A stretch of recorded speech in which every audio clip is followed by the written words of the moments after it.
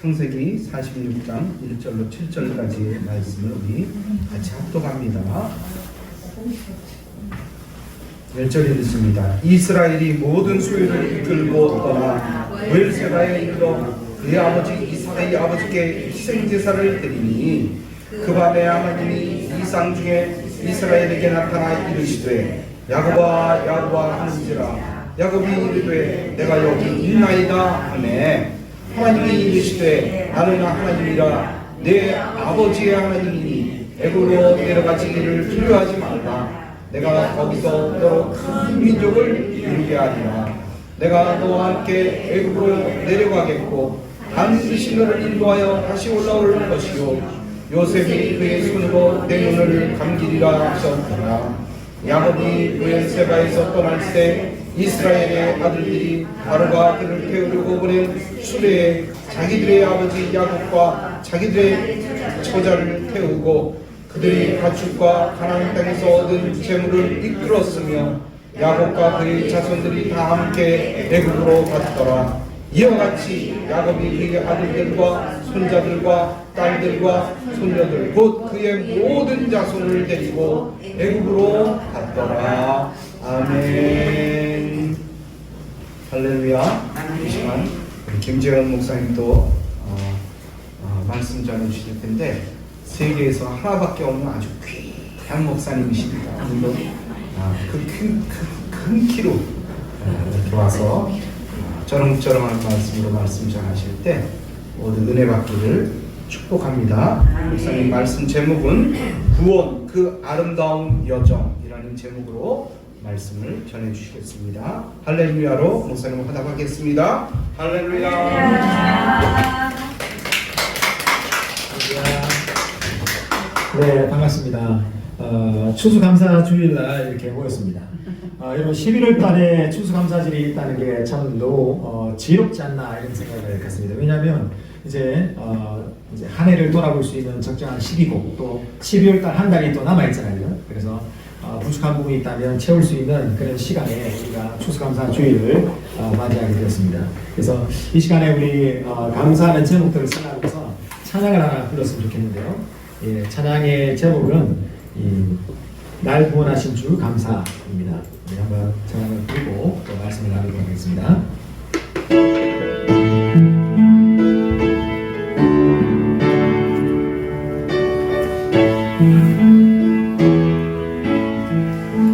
날 구원하신 주 감사 모든 것 주신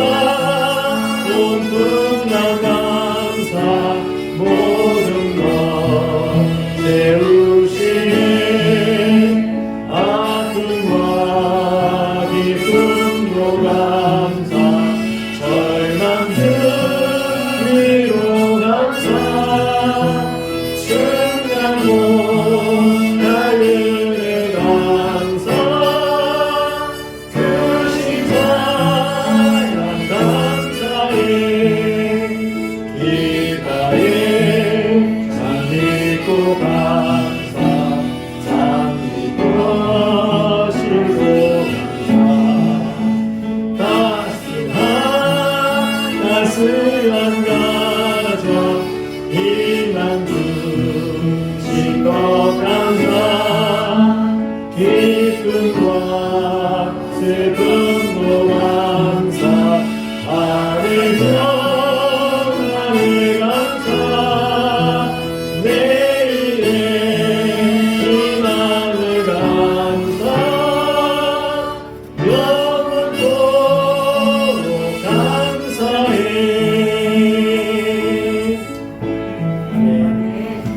기도하겠습니다. 거룩하신 아버지 하나님, 이 추수감사 주일날 이와 같이 한자리에 모여서 우리에게 주신 하나님의 그 놀라운 은혜를 감사하며 예배할 수 있도록 불러주시니 감사합니다. 오늘 이 시간 우리의 각자의 삶이 없다든지 간에 우리를 사랑하신 그 놀라운 사랑의 하나님을 우리가 눈으로 배웠고 만남으로 인해서 우리 삶에 하늘의 신령 은혜가 임하고 우리 심령 가운데 시온에 되려고 활짝 열림으로 인해서 하나님과 소통되어지고 그 주님의 주시는 은혜로 말미암아 세상을 넉넉히 이길 수 있는 은혜가 있게 도와주옵소서. 감사로 제사 드린 자가 나를 영화롭게 하나니 그의 행위를 옳게 하는 자에게 내가 구원을 보이리라 말씀하신 것처럼 하나님을 감사함으로 주님 앞에 예배 드릴 때 하나님의 크신 역사가 있게 도와주옵소서. 오늘 예배 가운데 주님 홀로 영광 받아 주옵소서. 예수 이름으로 축복하며 기도합나이다. 아멘. 오늘 저는 구원 그 아름다운 여정이라는 제목으로 하나님의 말씀을 나누고자 합니다. 항상 기뻐하라, 쉬지 말고 기도하라, 범사에 감사하라, 이는 너를 향하신 하나님의 뜻이니라 라고 말씀합니다. 우리가 하나님께 감사한다라고 하는 것들은 하나님의 뜻을 이루는 것입니다. 우리가 하나님의 뜻이 무엇일까? 그것은 바로 하나님께 감사하는 것입니다. 이 감사라고 하는 것들은 모든 문을 여는 열쇠가 됩니다. 감사함으로 그 문에 들어가며 찬성함으로 그 궁전에 들어가서 하나님께 감사하며 하나님을 송축하라 라고 말씀합니다. 그래서 우리가 감사할 때 아무리 주먹으로 두드려도 열리지 않던 문들이 활짝 열리는 것들을 보게 됩니다. 마음이 답답하고 마음의 문이 닫혀있다 할지라도 우리가 하나하나 감사해 나갈 때, 감사의 제목을 떠올릴 때 이 감사와 불평은 이게 시소와 같아가지고요. 한쪽에 올라가면 한쪽에 내려갑니다. 그래서 감사의 제목을 올려놓으면 감사가 이제 더 커지게 되는 거죠. 불평은 어느 순간 사라져버리게 되는 것들을 보게 됩니다. 여러분, 이 가정의 행복은 어떻게 이루느냐? 멀리 있는 것이 아니라 우리가 감사의 말을 하루에 한 번씩 할 때 가정의 행복도 열립니다. 아내가 남편에게 당신 만나서 너무 감사합니다. 당신이 고생해서 너무 감사해요. 라고 얘기하면 남편의 문이 열립니다. 남편이 또 아내에게 당신이 참 고생이 많다. 당신이 고생해서 이렇게 가정이 이렇게 아름답게 이루어지는 것 같다. 고맙다. 감사하다. 라고 하면 아내의 문이, 마음의 문이 열립니다. 부모가 자식에게, 자식이 부모에게 감사의 말을 한마디씩 하게 되면 가정의 행복의 문이 열리는 것들을 보게 됩니다. 그런데 반대로 월망불평하게 되면 조금 열렸던 문도 닫혀버리게 되죠. 당신 만나서 이 고생이다 라고 하면 남편의 문은 딱 닫혀버립니다. 그리고 상대방에게 똑같은 월망불평을 하게 되는 것이죠. 그래서 오늘 우리가 감사하게 될 때 원수마귀는 떠나가고 하나님의 역사가 나타날 줄 믿습니다. 여러분 이제 감사하다라고 할 때 영어로 thank입니다. thank you 할 때 thank. 그 다음에 생각하다라고 하는 것은 think거든요. 근데 가만히 철자를 보면 알파벳 하나만 달라요. 하나는 A고 하나는 I. 뭔가 좀 이상하죠? 가만히 살펴보니까 감사와 생각은 그 원뿌리가 같답니다. 그래서 같은 원뿌리에서 나와서 하나는 감사가 되고 하나는 생각이 됐다는 겁니다. 그래서 어떤 말에 감사는 생각에서 나온다라는 말이 나옵니다. 어떻게 한다고요? 감사는 어디서 나와요? 생각에서 나온다는 겁니다. 자꾸 우리가 생각하게 될 때 지난 일을 가만히 떠올려 보면서 그 일이 없었다면 우리가 어땠을까? 라고 생각하게 되면 감사가 넘쳐나게 된다는 겁니다. 여러분 한마디로 가만히 보면 우리가 은혜인 줄 몰랐던 일들이 지나고 나서 보니까 이게 은혜였구나. 사실 우리가 그 당시 이런 일이 일어났을 때 감사하는 것보다 지나고 나서 생각해보니까 감사할 때가 더 많아지게 됩니다. 특별히 성도는 하나님의 말씀을 가만히 생각해 볼 때 감사가 있게 되는 것이죠. 우리가 성경을 읽으면서 깨닫지 못했던, 알지 못했던 하나님에 대한 그 사랑에 대한 감사가 넘쳐나게 되는 겁니다. 그래서 오늘 우리가 하나님 말씀 앞에 같이 모였습니다. 그래서 오늘 이 시간 예배할 때 말씀이 그런가 하여 상고함으로 우리 심령 가운데 감사의 능력이 넘쳐나는 은혜가 있기를 예수님으로 축복합니다. 우리가 하나님의 말씀을 상고할 때 우리 삶 가운데 닫혔던 문이 열리는 귀한 복이 있기를 예수님으로 축복합니다. 오늘 우리가 알렸던 본문 말씀에 보면 야곱이라고 하는 사람이 있습니다. 여러분 야곱은 바로 앞에 갔을 때 자기 인생을 한마디로 얘기해요. 내가 험악한 세월을 보냈습니다. 험악한 세월을 보냈습니다. 근데 이 험악한 세월을 보내는 이 야곱의 인생 가운데 그래도 행복한 순간이 있었겠죠. 그 가장 행복한 순간이 언제였을까요? 오늘 본문 말씀에 나타나고 있는 죽었다고 생각됐던 이 요셉이 살아 돌아왔다라는 겁니다. 여러분, 이 요셉이 누굽니까? 야곱이 가장 사랑했던 라헬의 아들입니다. 그래서 이 라헬을 얼마나 사랑했던지 이 야곱이 라반의 집에서 7년 동안 종사를 해요. 거의 이제 종처럼 이렇게 일하고 있는데 그 고된 노동을 하면서도 하고 7년을 수일처럼 여겼다라는 겁니다. 꿈결처럼 지나갔다. 왜요? 라헬을 사랑하는 마음 때문에. 근데 이 라헬을 쏙 빼닮은 아들이 태어났는데 그 아이들이 바로 요셉입니다. 그러니까 이 요셉이 얼마나 귀했겠습니까? 그래서 어렸을부터 당시에 아주 귀족들만 입는 그 자기 집안에서는 아무도 입지 않는 아주 귀한 꽃가 옷을 입히면서 이 아들이 내 장자가 될 것이다. 내가 나중에 이 아들에게 장자의 권을 물려주겠다라고 이 야곱의 마음속에 품고 그 아들을 너무 사랑한 거예요. 근데 어느 날 갑자기 이 아들이 짐승에 몰려 죽었답니다. 시체도 찾지 못하고 야곱의 손에 들린 것은 피가 엉망하게 묻어있는 요셉의 옷뿐이었습니다. 이 얼마나 슬펐을까요? 그래서 이 야곱은 수십 년 동안 이 아들 잃은 트라우마에 잠겨있는 거예요. 그래서 어떤 일만 일어나면 이 트라우마가 일어납니다. 그래서 창세기 보면 너희가 나로 나의 자식을 잃어버리게 하였도다. 요셉도 없어졌고 시몬도 없고 베냐민도 좀 빼앗아가고자 하니 이런 다 나를 해롭게 함이로다 라고 하면서 이렇게 가자기 안에 있는 상처가 일어나는 것을 보게 됩니다. 왜 그렇죠? 아들을 잃은 슬픔이 너무 컸기 때문에 그렇습니다. 그런데 그 아들이 살아있다는 거예요. 살아있을 뿐만 아니라 그 당시 전 세계의 가장 강대한 나라인 애굽, 성경에는 애굽이라고 하는데 요즘 말로 이집트죠. 이집트의 총리가 되었다는 겁니다. 그러면서 그 총리가 된 아들이 멋진 수레를 보내가지고 가족들을 다 이 애굽으로 초대하고 있는 거예요. 여러분 입장을 바꾸고 한번 생각해 보십시오. 어떤 마음이 있을까? 저 같으면 너무 기뻐가지고 버선발로 나가가지고 그 꿈결 같은 꿈꾸는 것 같은 그런 기쁜 마음 가지고 빨리 하루속히라도 빨리 한시도 빨리 이 아들을 만나러 갈 것 같죠. 근데 오늘 성경을 보면 그런 모습이 보이지 않습니다. 오히려 이 야곱은 요셉이 보낸 그 멋진 수레를 마다하고 애굽으로 갈 수 있는 요즘 말로 치자면 고속도로가 있거든요. 그 고속도로가 왕의 대로라고 하는 고속도로, 해안도로라고 하는 고속도로가 있어요. 그 고속도로 가면 금방 갈 텐데 이 야곱은 그 길을 가지 않고 마차도 타지 않고 온 가족들을 이끌고 오솔길로 가가지고 브엘사바에 가게 됩니다. 여러분 왜 야곱은 이 브엘사바에 갔을까요? 이 브엘세바가 어떤 곳이길래 야곱은 그 기쁜 소식이 있어서 한 사람에 가도 부족할 그 아들과의 만남을 뒤로하고 브엘세바에 갔을까라는 겁니다. 여러분 브엘세바라고 하는 것들은 약속의 우물이라고 하는 뜻을 갖고 있습니다. 약속. 당시 유목민들에게 이 우물이라고 하는 것들은 아주 큰 재산입니다. 어떤 사람은 이 우물이 그 당시에 석유가 나오는 유전과 같다라고 얘기할 정도로 아주 중요한 재산이었습니다. 그러니까 많은 사람들이 누가 우물을 팠다라고 하면 그것을 빼앗으려고 전쟁도 일삼는 그런 곳입니다. 근데 이 아브라함이, 이삭이 이 브엘세바에서 우물을 팠을 때 사람들이 근접을 안 해요. 손도 안 댑니다. 왜 그랬을까요? 아브라함과 이삭에게 하나님이 함께하고 있다는 사실을 주변 사람들이 본 거예요.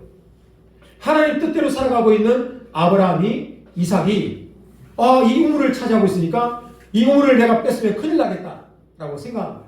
그리고 이 브엘세바에서 하나님은 아브라함과 이삭과 약속을 맺습니다. 그리고 하나님의 자녀 되겠다. 내가 너를 인해서 복을 주겠다라고 약속을 한 것이죠. 그 장소 브엘세바로 이제 야곱이 찾아갑니다. 야곱에게 원했던 것이 무엇일까요? 그것은 바로 하나님의 약속입니다. 여러분, 우리가 인생을 살아가는 동안에 예기치 않은 일들이 일어날 수 있습니다. 그 일이 좋은 일이건 나쁜 일이건 일어났다고 한다면 우리는 먼저 하나님께 물어볼 필요가 있습니다. 하나님, 이 일이 어떤 일입니까? 하나님 뜻은 무엇입니까? 라고 물어볼 필요가 있는 것이죠. 야곱은 지금까지 그런 사람이 아니었습니다. 야곱은 자기 욕심대로, 자기의 생각대로, 자기 장깨를 굴려서 살아갔던 사람이었어요. 근데 이제 그가 브엘세바에 가가지고 하나님의 약속을 구합니다. 여러분 창세기 오늘 본문 말씀에 보면 3절 4절 2절 3절 4절을 다시 한번 읽어볼까요? 2절 3절 4절 같이 한번 읽어보겠습니다. 시작. 하나님이 이르시되 나는 2절부터 읽겠습니다. 시작. 그 밤에 하나님 이상 중에 이스라엘에게 나타나 이르시되 야곱아 야곱아 하시면서 야곱이 이르되 내가 여기 있나이다. 하나님 이르시되 나는 하나님이다. 내 아버지 하나님이니 애굽으로 내려가기를 두려워하지 말라. 내가 거기서 너로 큰 민족을 이루게 하리라. 내가 너와 함께 애굽으로 내려가겠고 반드시 너를 인도하여 다시 올라올 것이며 요셉이 그의 손으로 내 눈을 감기리라 하셨더라. 아멘. 오늘 야곱이 브엘사바에 가가지고 하나님께 희생을 드렸다고 얘기합니다. 이 희생은 예배를 드리는 거예요. 근데 이 예배가 반복적으로 여러 번 예배 드렸다는 겁니다.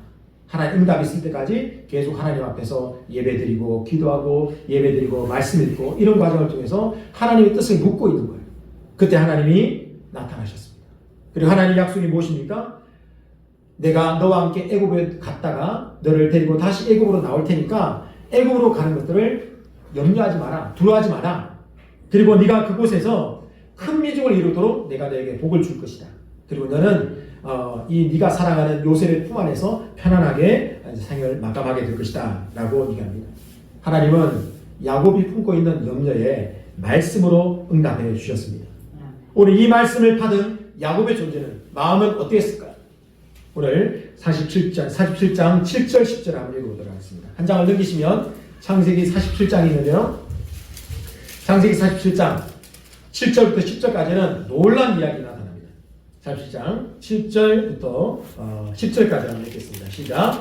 요셉이 자기 아버지 야곱을 인도하여 바로 앞에 서게 하니 야곱이 바로에게 축복하며 바로가 야곱에게 묻되 내 나이가 얼마냐? 야곱이 바로에게 아뢰되 내 나그네 길의 세월이 130년입니다.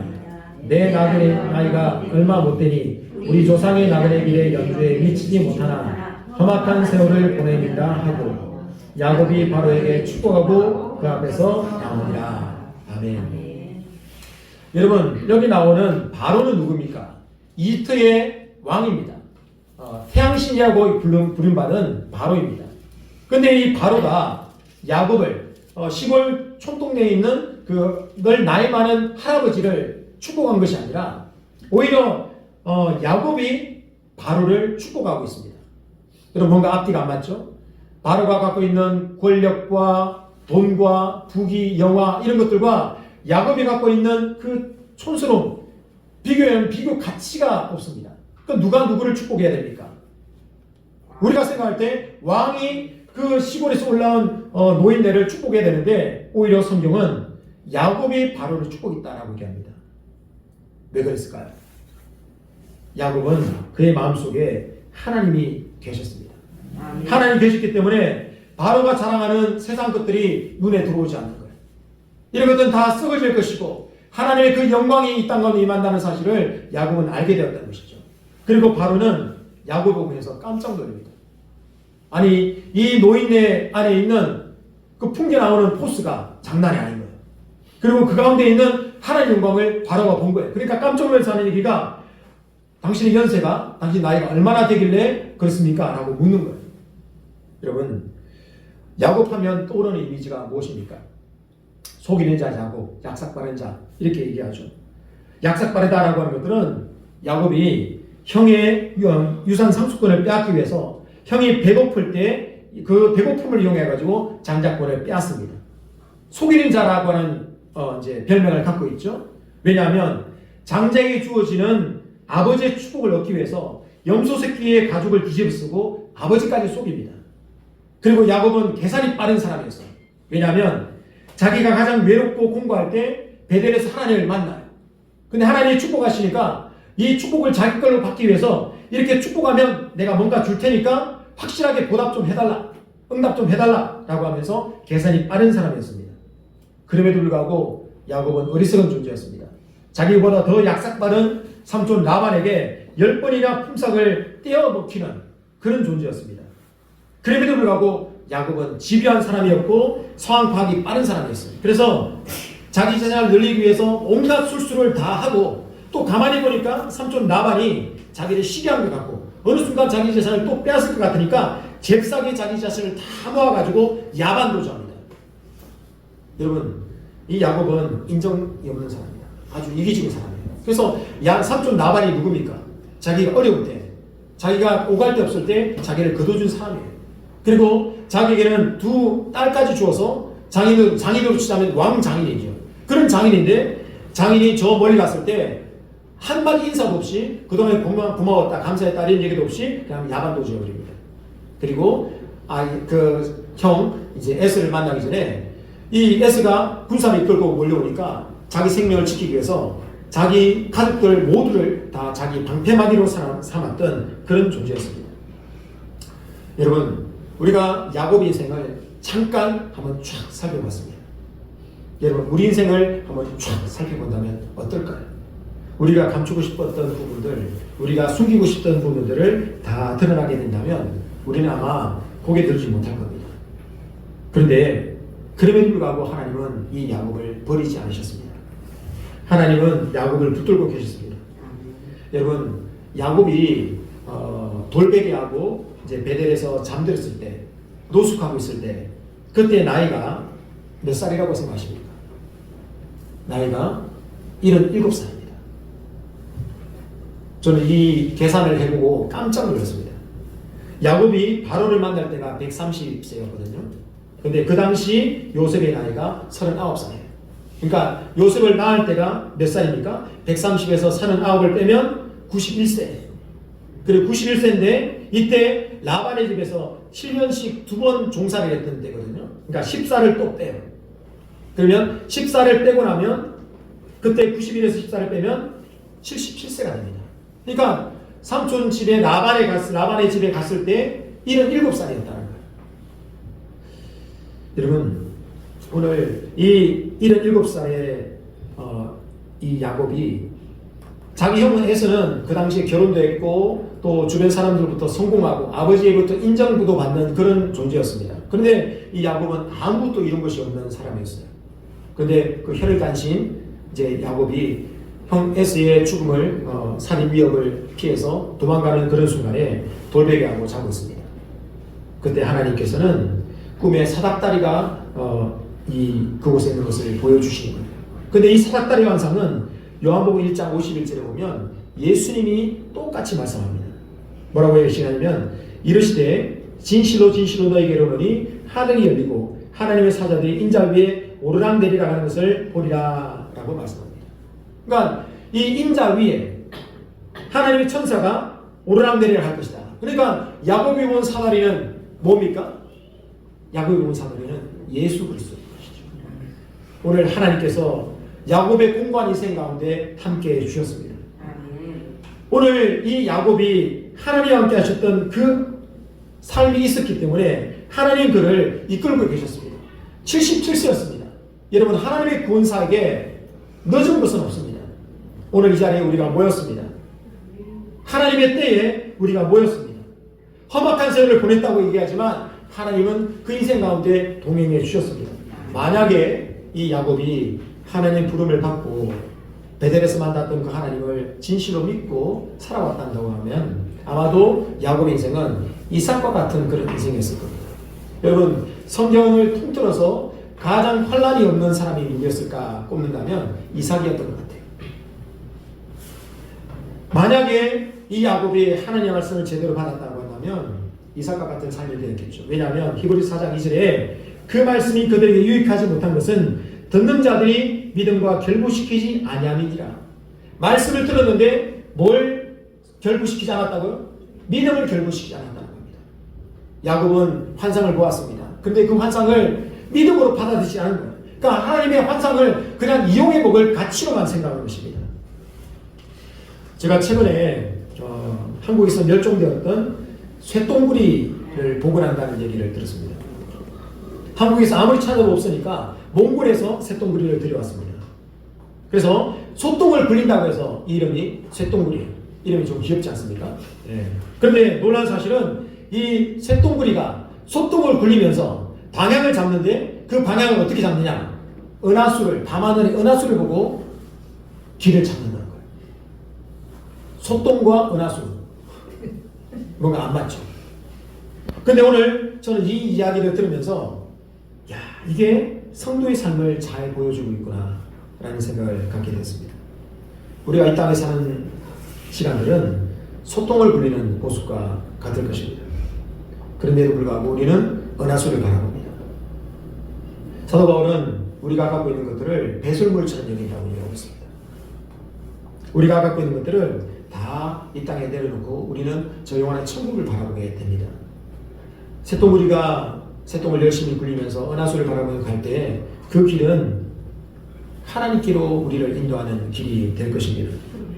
여러분, 새똥구리의 삶이나 야곱의 인생은 그렇게 아름답지 않습니다. 그런데도 불구하고 오늘 제목이 구원, 그 아름다운 여정이라고 이름을 지은 이유는 우리의 이 구원의 여정이 구원을 이루는 과정이기 때문에, 우리를 하나님께 인도하는 과정이기 때문에 아름답다라는 겁니다. 구원은 여러분 냉정한 것입니다. 우리가 함께 모여서 같이 예배드리고 오히려 있다고 해서 이 믿음이 내 믿음처럼 착각해서는 안 됩니다. 우리는 언젠가 1대1의 하나님을 만날 날이 우리 앞에 도래할 것입니다. 그날이 분명히 오기 때문에 구원을 이루기 위해서 우리는 야곱이 야복강에서 기도하면서 같이 깨어지고 부서지는 그런 과정을 통해서 하나님께 나아갔던 그런 과정이 우리 가운데, 우리 인생 여정 가운데 있어야 하는 것입니다. 여러분 한번 상상해 보십시오. 우리가 우리 영혼이 하나님께로 갔습니다. 하나님이 저 앞에 계십니다. 그리고 예수님 하면서 달려가면서 눈물로 하나님과 만남의 기쁨을 누릴 사람이 누구일까요? 그 주님을 기쁨으로 만날 사람이 누구일까요? 이 땅의 삶을 사는 동안에 야곱처럼 새똥구리처럼 열심히 하나님과 동행하기 위해서 몸부림치고 깨어지고 또다시 하나님께 나오면서 하나님과의 스토리가 있는 사람, 하나님과의 믿음의 이야기가 있는 사람이 아니겠습니까? 구원의 여정은, 여정이라고 하는 말은 스토리를 얘기하고 있습니다. 하나님과 스토리가 있는 사람, 여러분 그런 스토리가 있습니까?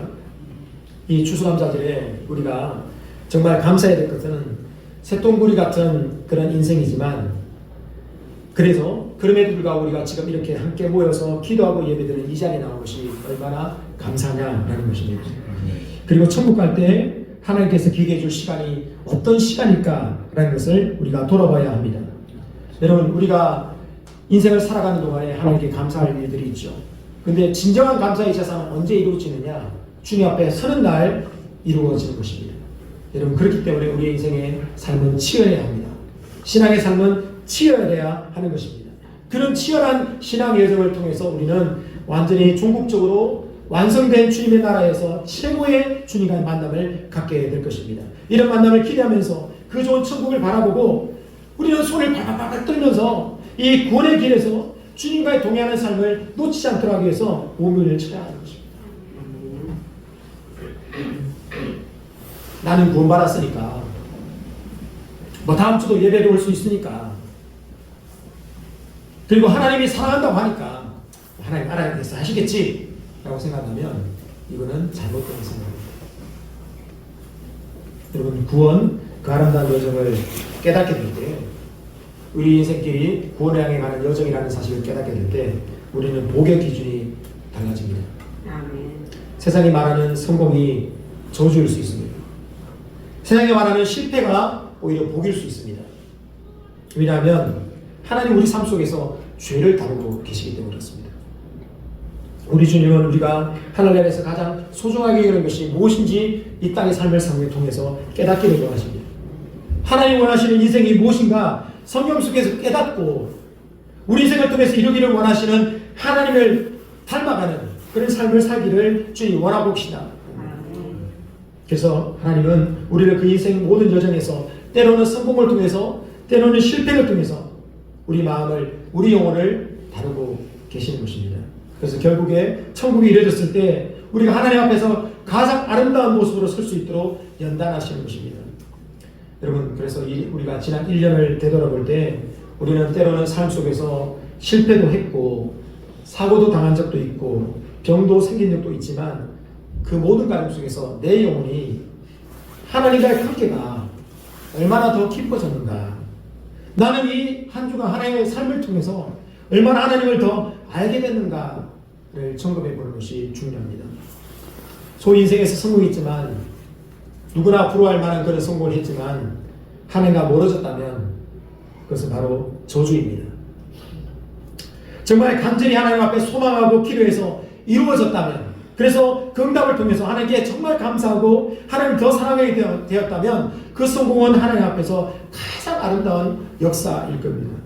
그런데 반대로 실패했지만 그 실패 속에서 기도가 더 깊어지고 주님을 더 찾게 되고 숨겨진 죄를 깨닫게 된다면 오히려 우리 영혼에 복이 된다는 사실을 우리가 깨달아야 할 것입니다. 우리가 예수님 앞에 서는 날 하나님께 진정한 찬양을 드릴 수 있어야 되겠습니다.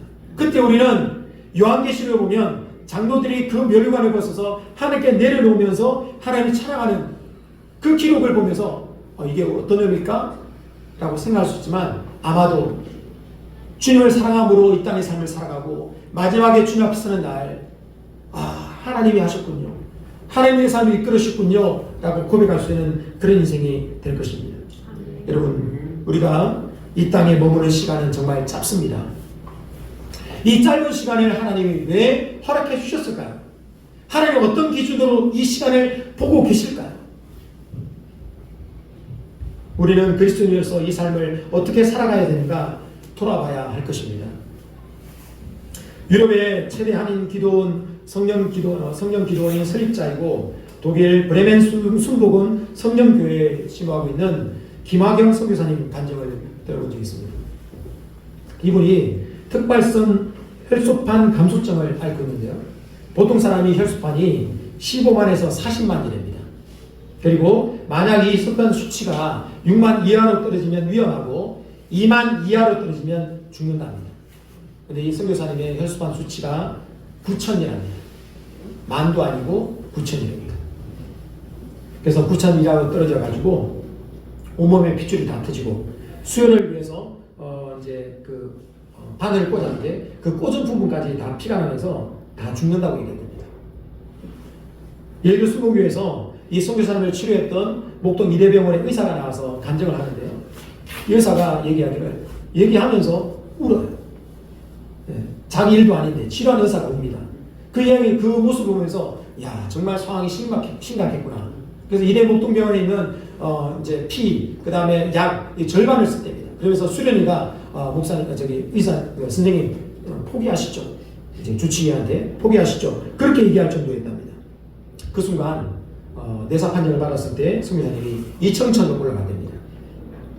그때 생명책에 기록되지 않은 사람들이 지옥으로 다 끌려가더랍니다. 그리고 바라보니까 저 삼척천에 하나님 계신 것을 보게 된다는 거예요. 그래서 어떻게 하면 그 하나님께 가서 내가 천국 갈 수 있도록 간구할까, 기도할까 라고 생각하다가 부뜩 생각난 게 자기가 아주 똑똑한 선교사님이어가지고 자기가 그 화려한 정치인의 꿈을 접고 이 고단스러운 주의 종의 길을 갔으니까 하나님 나를 어여삐 봐달라고 기도하려고 하니까 말문이 막히더라는 거예요. 그래서 버뜩 생각난 것이 이 모든 것이 하나님 은혜였다는 사실을 알게 된 거예요. 하나님 하셨다는 걸 알게 된 거예요. 그리고 또 생각난 게 자기가 힐링센터를 지어가지고 수많은 사람을 치료하고 복음을 전도하고 수많은 사람에게 복음을 전하고 기가 막힌 기적을 행했으니 그건 하나님 알아주십시오 라고 하는 순간에 그것도 하나님 하셨다.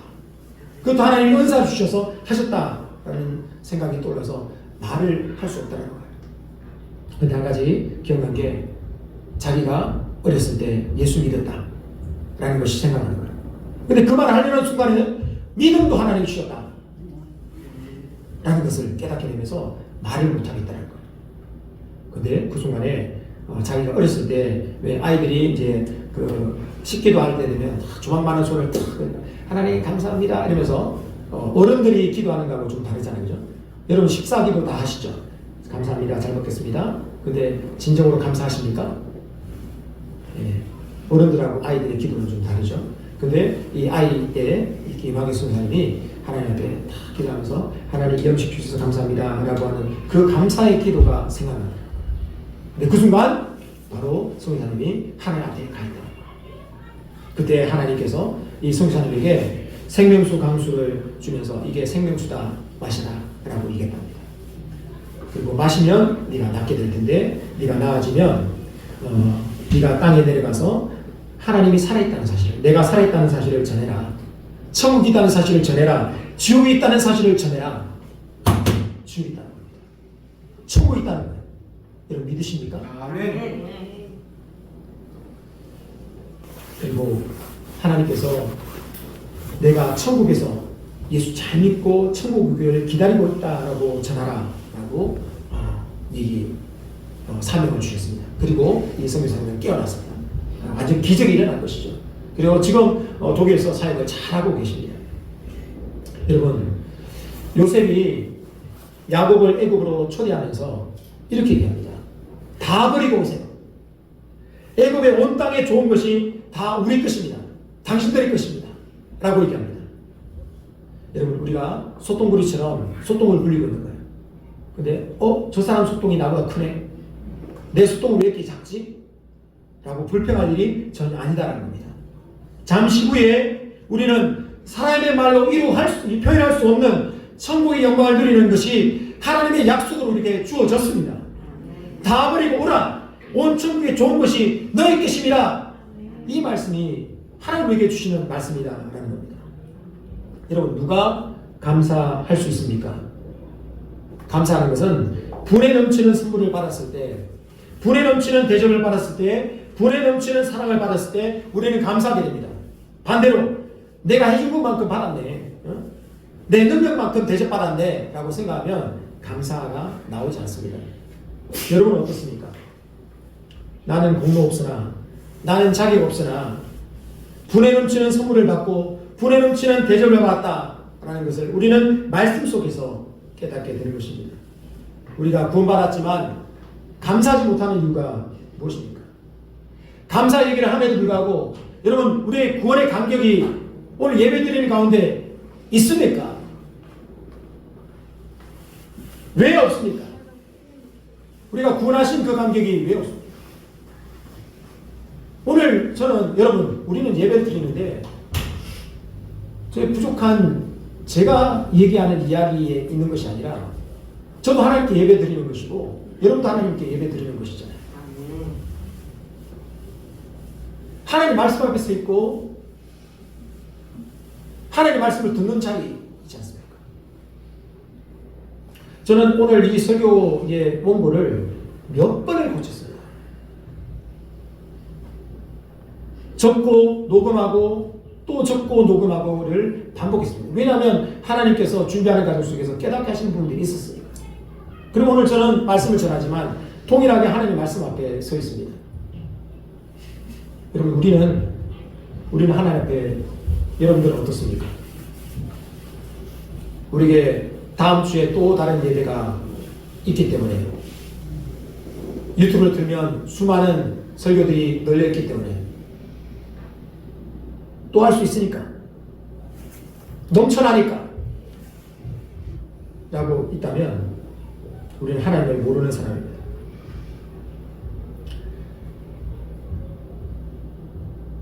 우리가 구원받았지만 감사하지 못하는 이유는 하나님을 모르기 때문입니다. 구원의 목적을 모르기 때문에 그렇습니다. 야곱이 험악한 세월을 돌아서 130세에 요셉의 인도로 바로 앞에 서 있습니다.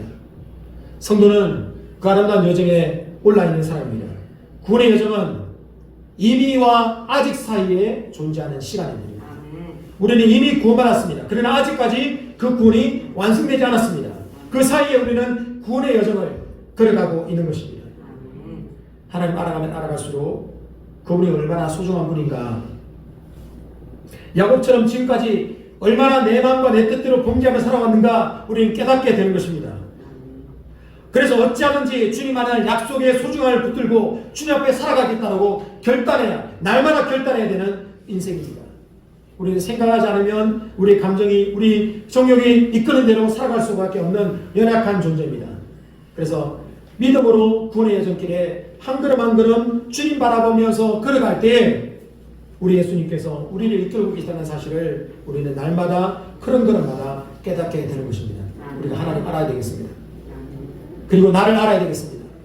하나님의 약속이 어떤지 우리가 말씀 속에서 깨달아야겠습니다. 그리고 믿음으로 살아가도록 결단해야겠습니다. 이 모든 것이 하나님의 은혜임을 우리는 종국적으로 깨닫게 될 것입니다. 여호와께 감사하라. 그는 선하시며 인자하심이 영원합니다. 이 말씀 앞에 반응하는 저 여러분 되기를 예수로 축복합니다. 아멘. 찬양하면서 기도하시면 됩니다. 다시 앞에 불렀던 찬양을 다시 한번 감사 찬양을 드릴 텐데요. 이 찬양의 가사가 여러분 싱어들이 가사할 때 그 마음을 실어야 된다고 얘기하잖아요. 그죠? 뭐 노래 경연대회 보면 그냥 노래 부르는 것 같아요. 그러면 사람을 감동시키지 못하죠. 하나님을 감동시키는 이 가사로서 이 가사에 우리 마음을 담아서 우리가 얼마나 분에 넘치는 사랑을 받았는가, 우리가 얼마나 분에 넘치는 은혜를 받았는가 깨달으면서 또 느끼면서 주님 앞에 찬양을 드렸으면 좋겠습니다.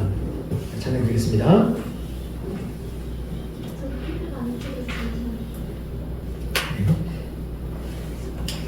자, 그러면 무반주 한번 할까요? 네. 아, 그랬어요?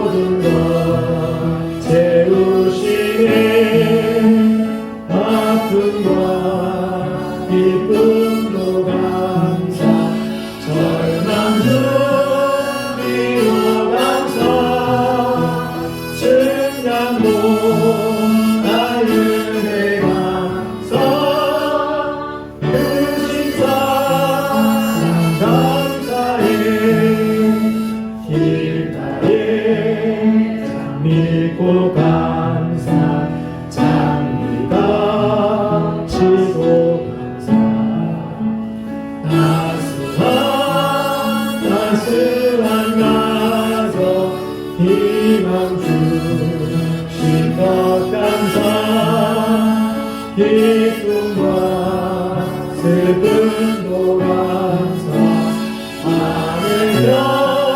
하늘나라를 감사 내일의 희망을 감사 영원토록 감사해. 여러분 우리가 세상적인 기준으로 감사의 제목을 찾는다면 우리는 늘 비교하면서 감사 제대로 하지 못할 겁니다. 우리가 진정으로 감사할 수 있는 이유는 바로 하나님이 계시고 그 하나님께서 우리를 사랑하셔서 저 영원한 천국을 예비해 두고 계시기 때문에 그렇습니다. 이 시간 기도할 때 하나님 만나게 해주세요. 저 영원한 천국이 얼마나 값지고 영원한지 이 땅의 모든 것이 다 대술물처럼 열린다고 했던 그 사도 바울의 고백이 어떻길래 어떠하길래 저 영원한 천국의 영광이 어떠하길래 이 땅의 삶이 아무것도 아니라고 믿음의 손님들이 그렇게 얘기했는지 나도 깨닫게 하셔서 이 구원을 향한 믿음의 여정이 때로는 어렵고 힘들고 고난도 있고 절망도 있지만 그 여정이 아름답다고 고백하는 우리 신앙이 될 수 있도록 도와달라고 이 감사의 절기가 진정한 하나님에 대해 드리는 감사가 될 수 있도록 도와달라고 우리 주님 한번 부르고 같이 함께 기도하겠습니다.